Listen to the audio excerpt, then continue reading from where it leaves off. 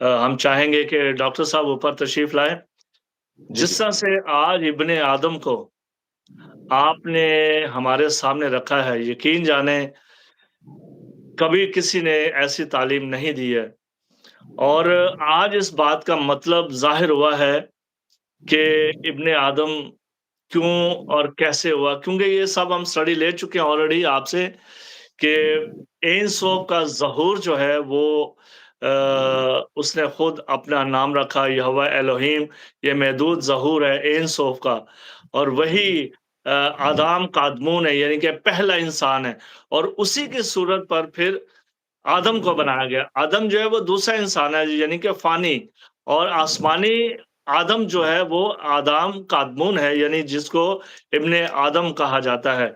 तो बहुत ही आला तालीम थी आज की, यहोवा बरो एलोहीम आपको और ज़्यादा अपने भेदों से भरे मामूर करे और हम आपसे सीखते रहें।